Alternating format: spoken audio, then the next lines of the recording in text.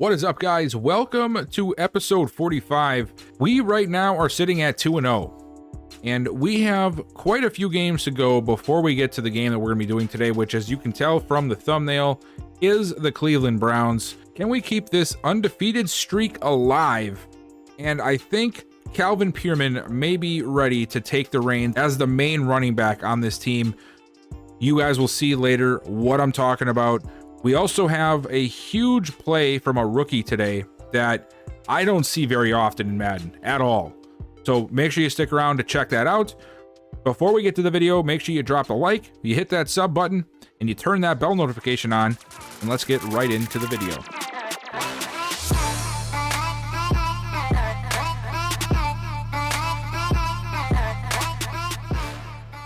First, before we get to simming a week or two, I did want to show you guys my sliders that I'm currently using.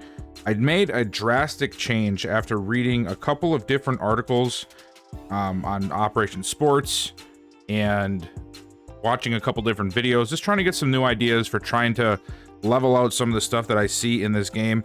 So these sliders are going to be very different from the ones that I have shown you guys before. So just know that we've been running these all season. Preseason, week 1, week 2, and this is what we're getting out of them. So keep that in mind before you get all freak out and think, whoa, that's way different. But it's something I'm toying with and something that I'm hoping works because I like the way things play out a little bit better here. So let me show you that. Player skill does not matter. I leave that all at 50. I don't touch it at all. But the CPU skill is where some things change. So with the CPU skill, I tried to keep as much of it as base as possible. I left the QB accuracy at 50. I raised pass blocking to 55 along with run blocking. Wide receiver catching is still at 50. Fumbles are up to 70. Pass defense reaction time and pass coverage both up to 65. And then I dropped interceptions down to 30 to try and offset things a little bit more. And I think we've actually had a pretty good mix of that. We haven't had too many interceptions.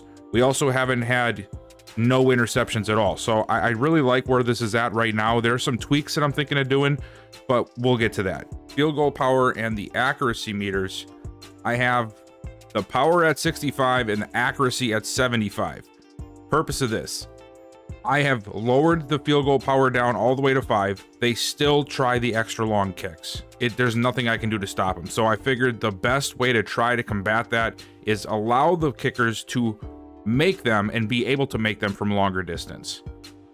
I also increased the accuracy because I feel like once you get past like 35-40 yards, just way too inconsistent for what NFL kickers average. So I brought that up a little bit, and then I brought the punt accuracy up to 60 to try and offset that weird sideways punt where it goes like 15 yards. I'm hoping that helps. It has been so far, I think. Game options, I just brought injuries up to 22. They were at 20. I really, like I said in previous videos, I really want us to start seeing more injuries and have that be a bigger part of what we're doing here. We are seeing that right now with Redmond, right? Redmond's been out a couple of times now, but we're not seeing nearly enough injuries in game. Long-term injuries aren't happening. We haven't really had to rely on any backup players aside from 1 or 2 positions, and it's just not real football. I don't like that. I want it to be more realistic.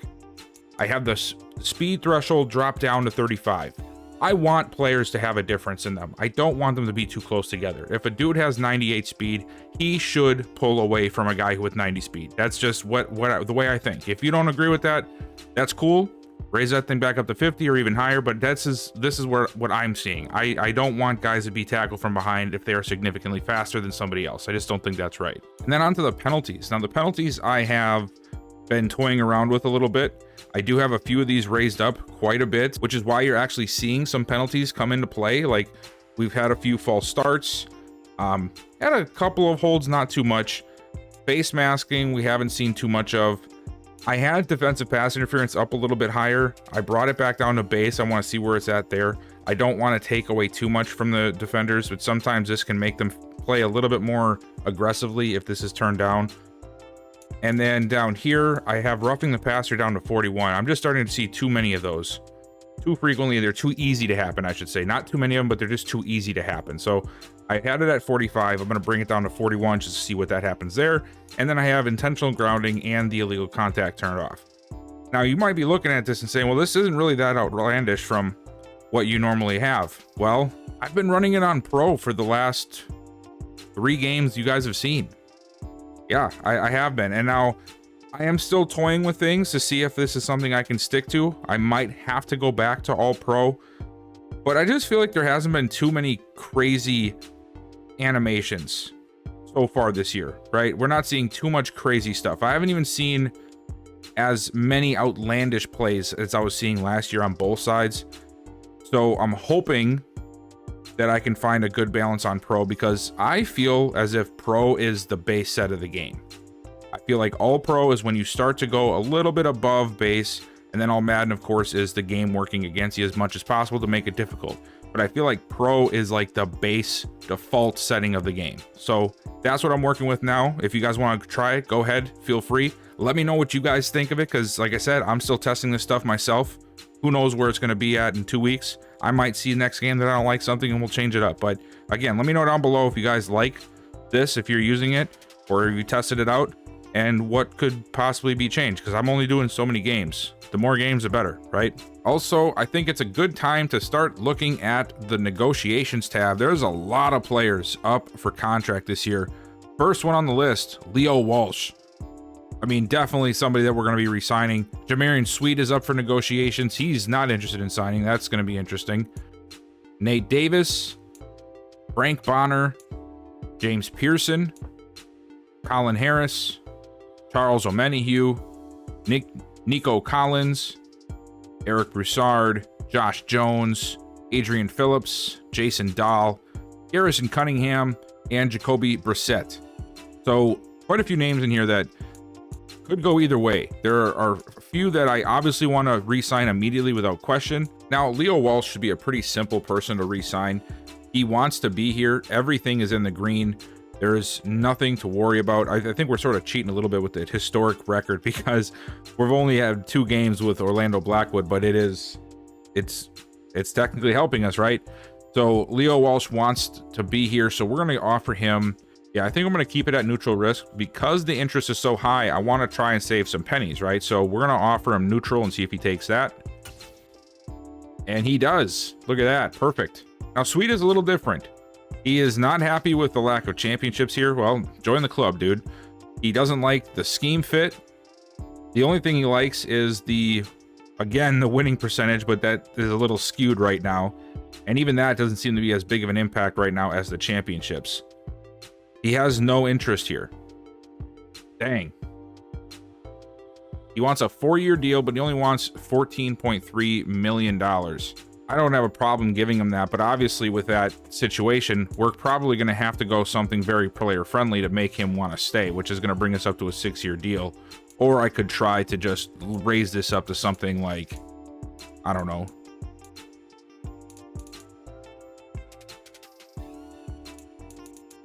like if I wanted to go up to 3 years salary, 3-year bonus, I could probably get him to take that, even though he doesn't like being here because we're overpaying him, which is what I do with some contract. But I'm trying to decide if I want to keep some realism here. You got to think about this, right? And somebody, made a comment on one of the last videos, and I agree with them. They said, you should really just make a choice between these two and run it. And Peerman should be that guy. He's younger. He's got the superstar, and you're right, man. But does that mean I don't want to bring back Sweet or pay him? I don't know. I got to see more out of Peerman. So what we're going to do this episode, we are going to see Calvin Peerman. I'm going to put him in at everything except power back, of course, because I can't be having him play power back, but I'll make sure he's in on a couple more formations that Sweet normally carries. I can adjust that in the formation subs if need be, and we'll see what Peerman's got. So today will be his chance to show us that he has a future here as the running back of the Texans. I know that I'm not going to bring back Nate Davis. I'm done with him. I tried it. I brought in him and Jenkins. I thought, hey, we're making this line work, and not that they didn't do their job, but as you guys know, we had a lot of issues, inconsistencies. When the penalties happen, it seemed to be happening on their side, and with the money factor, it just doesn't make sense. So now that his contract is up, I think this would be a great trade candidate for us if we can find a suitor, given his age and some of the other linemen that have been found in the in the draft for the other team so far. I don't know what we can get for him, but we'll see what happens. Frank Bonner is an interesting one too, because I essentially jettisoned Jalen Petrie for the same reasoning. So Bonner has really got to step up, I think. Like, for real, if he doesn't step up, if I can't see some good stuff out of him, plus with him being normal, I mean, he's sort of in the same exact boat as Petrie. Is he going to be able to take that next step for us before he hits that 28-29 wall? So I think this is a really big prove-it year for him. James Pearson, another one. We've had injury issues. He's 26. Harris, I definitely think I'll be bringing him back just because he's a good fullback. He's 25. We don't need to worry about replacing somebody. And now with Hopkins being a halfback, I don't see much of a point to have Harris leave the team. O'Manihue, that's going to come down to what things happen later on. So we'll come back to some of this stuff in a couple of weeks. But, you know, right away, just let me know down below in the comments as well. What do you guys think about these free agents? What do you think about Sweet? You know, what are your thoughts? I'm curious to see what you guys think. We do have a short week this week, but we're not going to be playing this game. I know that for a fact. I know we're not playing the Jaguars game. I just don't know if we're stopping at the Giants, if we're going to go to week 5 with the Jags again, or if we just want to skip all the way past the Jags because it seems like we're always playing them and just go to week 6 and maybe we can pick up there. That might be a good idea. But first, before I can make that choice, we have to sim past this week and see what our record is. If we start losing games, we're going to want to jump in and play again. So let's hold off here. And then we're going to go ahead and sim to week 4 and see what happens. All right, so we end up winning the game against the Jaguars. And now we're sitting at 3-0. That's awesome. We have our first home game against the Giants. We have another home game next week. We have 3 home games. So we started off 3 on the road and then 3 at home. That's a weird layout of the schedule. Like a basketball schedule. But we also have some upgrades, so let's check that out. Oh, we have a new injury as well. We'll have to check to see what that is. Oh, Jordan Walker is going to get an upgrade. That is what I like to see. Jordan Walker. He has been really even keel. I feel like physical might be the best one to give him right now. But man, that deep threat one, to try and get just 1 or 2 at speed or excel would be so crucial. I would really like to keep doing that. I think we will do deep threat because he's shown that he can stretch the field. Like the last couple of weeks, or at least week 1, he really stretched the field for us. So I think we are going to go deep threat again. I know that we can get a lucky roll eventually and get a speed or excel upgrade, which would really put him over the top. And we don't get it. We get awareness, catching traffic, catching 2 to deep route and 1 to medium. I mean, they're still good upgrades, but still holding out hope for that illustrious speed or excel upgrade. And it seems that you can really only, like, your best shot of getting them is from the deep threat. Anything else, and you're sort of just, you're not going to have as good of a chance. And another young player that I'm excited to see more of, Jermichael Landry. He is very even as well. I think we are going to go, I think I want to do, we're going to keep going with the slot upgrade because I know that also helps with man-to-man. Yeah, we're gonna go slot. Oh, look at that. It jumps him up to an 80 overall. He got an extra speed.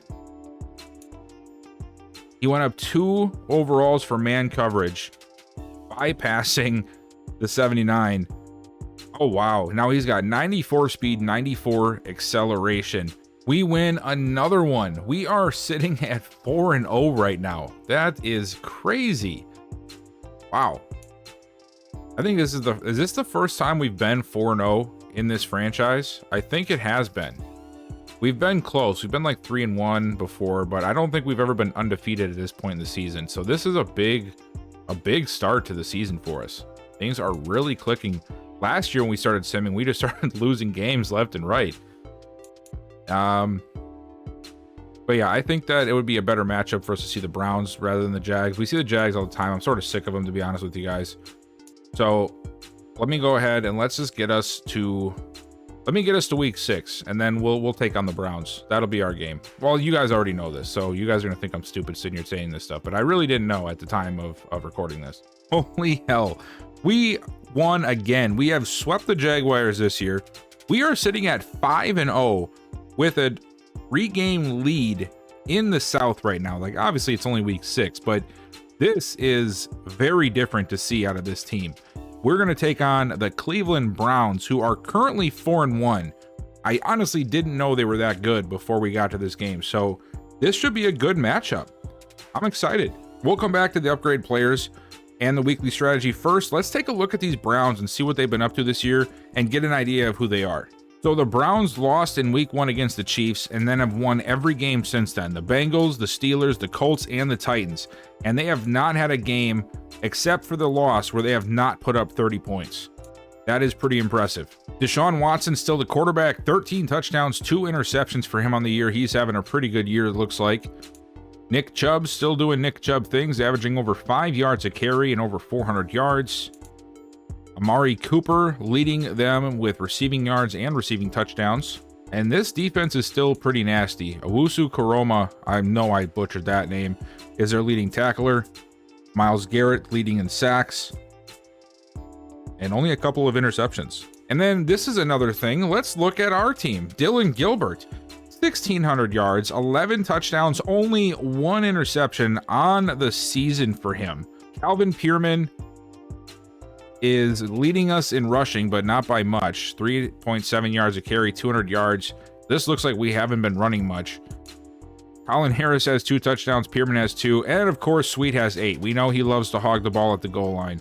I feel like I should give Peerman some touches at the goal line just so that way Sweet can't hog them all. Alex Poe, of course, leading us in receiving. Jordan Walker right behind him, Leo Walsh, and Nico Collins. And then on defense, not many sacks yet. John Franklin Myers leading us in that category. And we only have 2 picks ourselves, Bonner and Landry. And now to look at this roster. This is the first time we'll be seeing the Browns in this franchise, if I'm not mistaken. I could be wrong, but if I am, it's been at least 2 seasons since we played against them. Watson still here, 30 years old, 84 overall. Nick Chubb is still a beast, 97 overall. He's 30. Amari Cooper, Tyler Boyd. So 2 very veteran receivers to lead them. And then they have Angelo Elliott, Michael Woods II, and Matt Callaway. Didn't I just see that Michael Woods got hurt and he's going to miss the whole season this year? It really sucks. I was actually sort of hoping to see if he would, flourish a little bit this year. Not a great receiving core, but they have some good veterans. Amari Cooper's been a beast. David Njoku, he is really good. He's still here, 30 years old. They have a young guy, Matt Samuel, behind him. So maybe we'll get a chance to see him a little bit. The offensive line, Kasim Jefferson, that was last year's one of the top tackles out of last year's draft. He's turned it up. He's a superstar now. Joel Bitonio, Glenn Gibson, Wyatt Teller, and Jack Conklin for the offensive line. Defensively, Kevin Strickland, Myles Garrett, of course, Tevin Waddle, Tommy Togoye, probably butchered that too. Arian Winfrey is hurt. They have Sebastian Bradford, Taj Lowry, and that Jeremiah Owusu Koromoa. Owusu Koromoa. Golly, I suck at that. They also have Isaiah Mumphrey, a second-year linebacker, so 2 younger linebackers here. Denzel Ward still here is a 94 overall. Greg Newsome is turned into an 89, and then it drops off a cliff. Austin Hayden and Greg Wilbur. John Johnson at free safety, and Dante Micliad at strong safety, second-year guy. So this is a team that I think we definitely want to defend the inside run against. Nick Chubb is by far their best asset on offense. Defensively, I do think throwing it medium might be a good route to take here. And then this is the focus players that I'm trying to go. I sort of cycle these guys out depending on their situation. So if they're younger and they have hidden dev, I try to fit them in here. Otherwise, if they have normal, I also try to put them in here because I want to make sure we can grow those guys as well. And then I always try to make sure I get a couple of rookies in here. So right now, this is the set that we're going with. It looks like Fletcher just got one based off of that number. So we're going to go ahead and we're going to swap him out for somebody else. Let's see who's close to getting an upgrade. I'm sure Sweet is. Oh, he's getting there, not quite. We'll put Adam Tanley there. He's getting close. He's not going to get an upgrade this time yet, but he is getting pretty close. So we're going to put him up there. And then our weekly game plan. I think we definitely want to try to get after the quarterback again. That seemed to work for us last time. I want to try to allow 14 points or less. Go for 350 yards. And then here, let's go for... we're going to go for 5 offensive touchdowns. I want to put on a show again. All right, now let's take a look at these upgrades. So this is a couple weeks worth of upgrades and a couple of weekly trainings worth of upgrades. So hopefully we have a good chunk here. Oh, we do. We have quite a few upgrades. Alex Poe is at the top of that list. And I think we're going to stick with the deep threat again. Same with him and Jordan Walker. I want to try and get these guys to be faster. So we'll deep threat for him. And he does not get it. Dylan Gilbert's going to get one. We are going to do a field general for him again. There we go. Up to an 85. Oh, we got one to throw power. There we go. Awesome. Calvin Peerman is going to get one. And we're going to go straight to elusive back for him. Free carrying, 1 awareness. Colin Harris is going to get one. I think I'm going to go to blocking for him because I just want him to be a great blocker for us. I mean, the utility is cool and all, but we know he already can do that a little bit. So let's just go to blocking. Oh, wow. He got a lot of stuff. Frank Fletcher is getting one. He got one super early. I was really shocked. It was like right after preseason. I don't know if he played more, but he actually jumped bets because they were like neck and neck. And now he's a 76. And we are going to do pass coverage again for him. He's up to a 77 now. He has grown really fast. I wonder if that, because him and Betts are both hidden, does that mean that he's like a better dev than Betts? I just don't know why he would be growing at such a faster rate. I thought when they were hidden, they all had the same growth rate. It's just weird, I guess. Betts is going to get one as well. We're going to go pass coverage for him, and he's going to jump up to a 77. So he's right there, too. It's not like it's that drastic of a difference. It's just interesting, I guess, to me. It looks like they have the same upgrade amount. Marcus Felton is going to get one. And I think I want to go... He needs work on his route running, so I think we're going to try and do... We'll do slot. No, I think maybe we'll do deep threat, because then they can usually get medium and deep route running. We'll do that. Okay, so he got deep route, 1 medium route, catching traffic, awareness, and release. Good, good, good. And then we got Pat Smith. There we go. And we're going to stick him, or keep him at power rusher.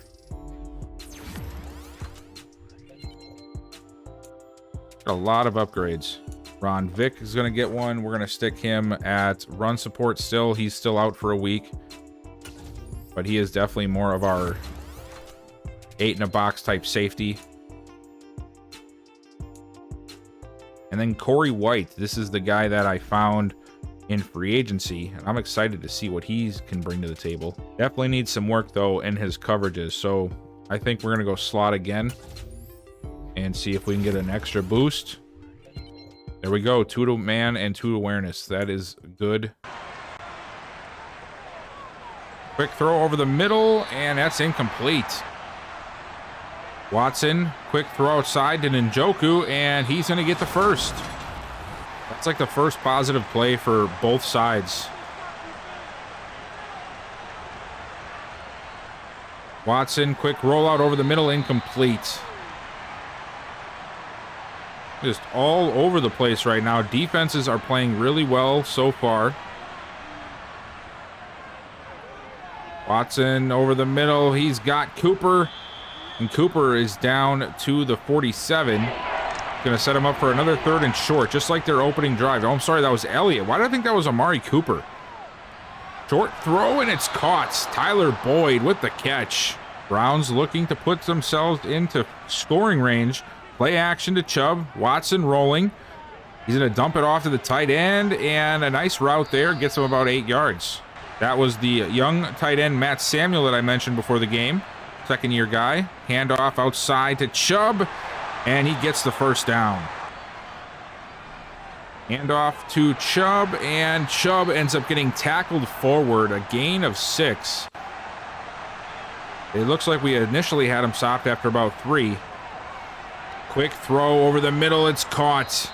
Browns moving well here in their second drive. Now at the 15. Bunch set to the left. Blitz is coming. It's picked up. And a short throw to Elliott. And he is brought down after 6 yards. I do have Landry in. I'm giving him a chance today. I'm putting him out there as one of the starters. Short throw. And that time it's Boyd.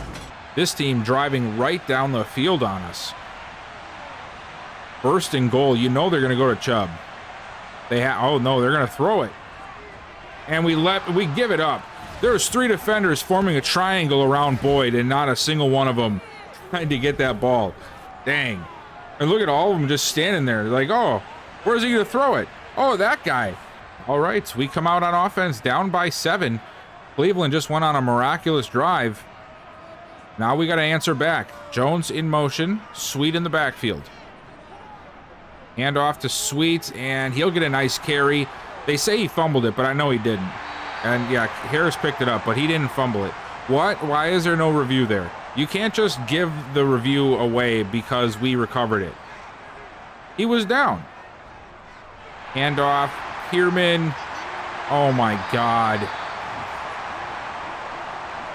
Don't tell me this is about to be a game where we get our butts whooped. I can't believe Peerman just got hit in the backfield for a loss of like 5. That is crazy. And finally, something good. Poe over the middle gets out to midfield. There we go. First down. Blitz is coming.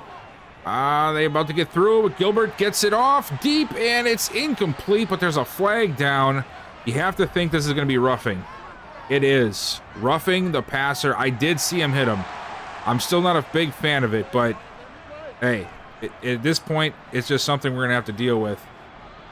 And it was a good thing for us. 1st and 10. We get us down to the 37. Short throw. Wow, dangerous throw. Looking for Collins, but the linebacker was right there. I think it was Taj Lowry. Another quick throw. Walsh. 3rd and 2. Handoff. Peerman, and he gets a big hole up the middle down to the 21. Nice job. Gilbert over the middle. Oh my gosh, I thought he was going to catch it. Walker, he was looking for Walker towards the end zone, but he could not hang on. It was a big hit by the safety, it looked like. Gilbert taking a big drop.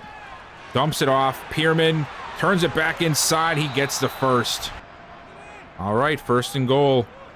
Gilbert play action to Peerman. Under pressure, he throws it short, and it's incomplete. 3 for 9. Very uncharacteristic day right now for Dylan Gilbert. Got to find a way to snap out of it. That's not how you do it. You got to throw the ball, man. Finally, but he throws it away. 3 receivers. Walsh also split off to the left side there. Gilbert got to do something, and he gets sacked. Can't hold on to the ball for that long. All right. Up by 4, sorry. And the Browns come out, hand it off to Chubb. Another handoff. Oh, what a play. What a play by Grenard.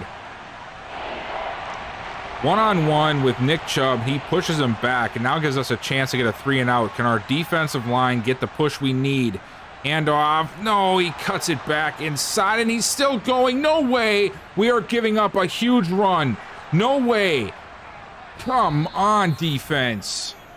What the hell was that? That was the biggest run I think that we've ever had against us. All right, now where was that last play, huh? Jeez. We had him dead to rights. We had the edge sealed. We just needed somebody to be in that gap right there. And then, well, not even that, because there was like 2 broken tackles. Nick Chubb inside again. He'll get the yard he lost back and an extra one, 3rd and 9. We got to hold him to a field goal here, though. I mean, we got to hold him to a field goal. Come on now. Over the middle and wide open. Nobody covering him. Golly.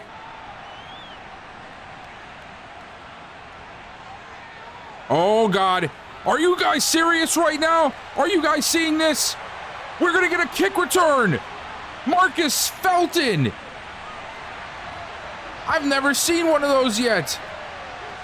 Holy shit. I know, I was silent for half that thing because, like, I'm gonna be honest, guys, I was looking at my phone. I never call the kickoffs because nothing ever happens, but I just looked up, and all of a sudden, there goes Felton screaming down the field for a big return. Wow. That could not have happened at a better time. Holy shit. Well, that's one way to get back into the game. All right, so we didn't get a boost from on our defense from the kick return, but can our offense feel a little energized after that? And off Peerman, he slips by one, gets off of his second tackle, and he's out to the 42. Oh, 2-minute warning. No, we're going to get one more play yet. Hand off to Sweet. He gets another nice lane. And Sweet down to the 46. Gilbert. Got to throw it. Fires a rocket into Poe, and he's just short. Okay, they gave us that first down. That's a little surprising considering what they did to the Browns a couple drives ago. Gilbert over the middle, Peerman, and Peerman is brought down at the 27. Can we put one in the end zone here? Throw it short to Walsh, and Walsh gets out of bounds. Nice job. We still have all 3 timeouts. We can slow it down here, find our matchups. We go, Gilbert wide open, Peerman for the touchdown. There we go. Offense answering back, and we find ourselves within 3. All right, so we got the stop we needed before halftime. We're down by 3. We have momentum back on our side now, and we have a chance to take the lead if we can put something together. There's a big run for Peerman out across the 35. Couldn't even tell where he was. There we go, big run. Let's keep that up. We're going to go with the pass this time. Gilbert lets it go for Poe, and Poe gets the first. When that play works, it is magnificent to watch. That's that wide receiver pivot where he runs that a diagonal in and then cuts out as an out route. I love that play. Hand off to Sweet, and he gets to the 44. And I know I would really love to get Peerman all the carries, but we have power sets in here for a reason. And I can't put Peerman in as a power back. I just can't do it. So it's just something we're going to have to live with. As Gilbert throws it away, putting us at 3rd and 6.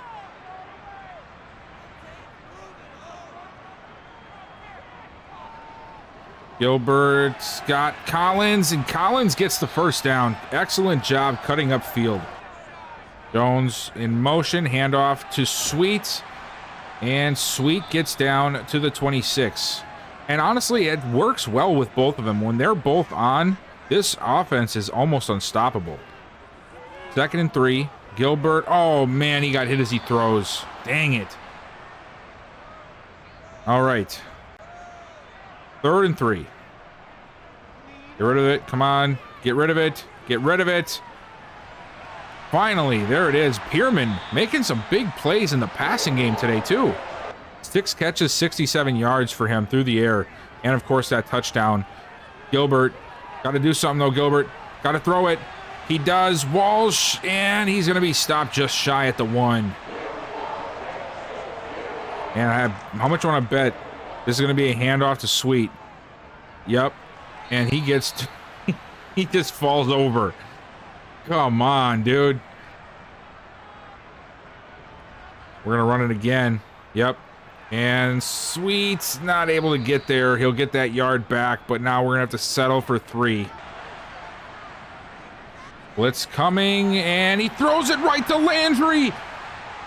Jamichael Landry undercuts the route to Tyler Boyd and gets his 2nd interception of the season. Really good to see Landry stepping up. His first game as a starter, and he goes and gets a pick in the second half, and we needed it. Gilbert now underneath the Collins, and a short gain of 6. Hand off to Peerman, and Peerman fighting his way forward will get enough for the first down, but nothing more. We'll go back to the air. Short throw, Peerman, 7th catch, down to the 47. Another handoff, and he gets the first. 8 rushes, 43 yards. Handoff, and he literally ran away from the open hole. That wasn't even where he was supposed to go. The play is designed to run the opposite direction. Look at that lane over there. Look at that space. And he runs to the defender. This game needs a lot of work, guys, and it has to start with the line and the running back decisions, because it is insane the kind of choices they make. There we go, big catch for Poe, breaking past the first defender, down inside the 25 to the 21. Quick drop back, wide open, Alex Poe, touchdown. I saw that one coming open. Gilbert did too, and we'll take the first lead of the day here late in the third quarter. I figured I'd save you guys some time. I have skipped everything since we scored that last touchdown. We had 3 punts back and forth between both teams, a fumble by Leo Walsh, and now we just got another punt back from the Browns. We are at 8 minutes left in the fourth quarter, and we got the ball at the 6-yard line here, second down, trying to put this game away. Gilbert, back in his end zone, fires short. Peerman turns it back upfield, and he's going to get a big chunk out to the 20. Hand off to him, and oh, he could not get past that block. If he gets sprung into the second level, that might have been a big play. 2nd and 4. Another pass. Gilbert's nowhere to go with it. Finally fires, and he's got Walsh wide open. And this time Walsh doesn't fumble, and he's down to the 35. What a shot. What a chunk play there for us at this point in the game. Walsh does a great job of sticking to his guns, getting open, and Gilbert does a good job of finding him. And now it's 6.5 to go. At the 35, if we can put one in the end zone here, this might just signify game. Play action. He's going to throw it underneath. 10th catch of the day for Peerman, who turns it upfield, and he'll get another first. Peerman is tired. I can imagine why. 10 catches, 100 yards. He's been running it so well. Hand off to him. And he is going to end up, he's going to have to sit one out. Davison checks himself in. First time we've seen him today. 2nd and 9. Back to throw over the middle. Walsh again turns it upfield, and he gets another first. Blackwood loving what he's seeing right now. Offense is pushing forward. Now, can we put one in the end zone? Gilbert. Another one to Walsh. He can't get past the defender. I think it's going to be a run. I feel like Jones is about to go in motion. Oh, nope, I'm wrong. But it is still a run. It's Peerman. Oh, and he's just shy. I really thought he was going to get it. He'll get another shot here. 1st and goal. And yes, I subbed him in as power back. I wanted to see what he would do. Oh, makes a little man miss. And he'll still lose 2. All right, so that was not a good showing, but now we're going to go empty set. 2nd down. Let's see, can we spread them out here for a quick touchdown? Gilbert, and there it is. Quick touchdown to Walsh, and that right there, folks, is probably going to be game. 34 to 20. Well, there you have it, guys. What a game. What a comeback. I mean, things started off a little slow for us, but we ended up turning around. So we end up finishing that game off pretty good, I think. Dylan Gilbert, he really bounced back. He started off very sloppy. Finishes 322 yards, 3 touchdowns, no interceptions. Watson, he played good, but we held him in check just enough. Rushing-wise, Nick Chubb was just a beast. Peerman, though, he was the story of the game. I mean, he really turned it up. So I will admit I was wrong to... I'm not going to say I was handcuffing him, right? But I did not give him as many opportunities as I could have. I could have force-fed him the ball more like I did this game, and it paid off. We ran the ball a lot. 20 carries, 87 yards. Not to mention 10 catches for 100 yards and a touchdown. He was all over the place. He was a big reason that we won this game. I'm not sure if we're going to be seeing the Titans or if we're going to take on the Steelers. I feel like the Steelers might be a little bit more interesting of a matchup, considering I don't remember playing them quite often. I know we've seen the Titans, that's for sure. But of course, that is for next video. I also think we'll be learning a little bit more about the rest of the league and some of the re-signings, and if there's trades going to be going down, what's going to happen, because I'll be going through that and doing that in the next couple of days to work on getting the other 31 teams up to par. But as for this video, guys, that's all I have for you. Thank you so much for watching. Before you leave, make sure you hit that like button, subscribe if you have not already, And make sure you turn that bell notification on so you don't miss out on any uploads. And I will see you guys next time.